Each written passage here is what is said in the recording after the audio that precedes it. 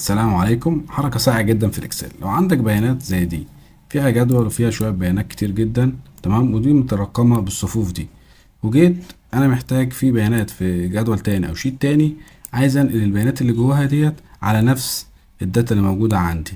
بس انا هنا هعمل فلتر على شوية البيانات اللي انا عايز انقلها.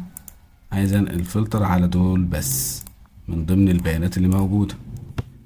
فانا هاخد دي كوبي واروح احطها هنا كده.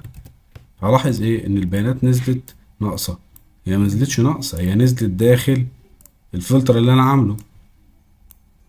ما خدتش بالها ان في فلتر، راح جايه نازله بالصفوف على طول ورا بعض زي ما هي متاخده ورا بعض من هنا. طب اعمل ايه عشان الداتا اللي موجوده هنا تنزل لي هنا في الصفوف او الفلتر اللي انا عامله بس؟ تعال اقول لك هنعمل ايه. اولا ندلت البيانات دي، نختار الفلتر بتاعنا تاني، الاسماء اللي هي موجوده عندنا اللي هو 1 2 3 و7 8 و10، دول الاسماء اللي موجوده عندنا. واجي هنا كده في اول واحد واقول له بتساوي indirect،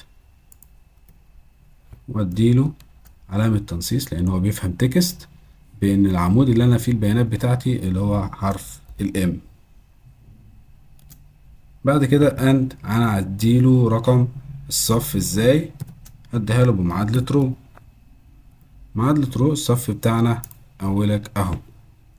خلاص كده خلصت؟ لا، ناقص حتة بسيطة خالص، ان انا عايزه يشوف البلانك او الحاجات الصفوف اللي ما بين الفلتر اللي انا عامله ويعديها وايه ويجيب لي في الفلتر البيان اللي انا عايزه. فهنقول له ناقص كاونت بلانك. الرينج بتاعي هديله العمود اللي انا فيه عشان يعد الرينج بتاعي اللي هو دي 1، واثبتها واقول له الى برضو دي 1 عشان كل ما انزل يعد الفاضل ما بين السطور اللي انا ماشي بيه. بس يا باشا ده في المعادلة. شد يا باشا معادلتك، بياناتك نزلت زي ما هي. لو فتحنا الفلتر هنلاقي البيانات اللي ملهاش داتا هنا فاضية ومش موجودة معانا. وبس كده.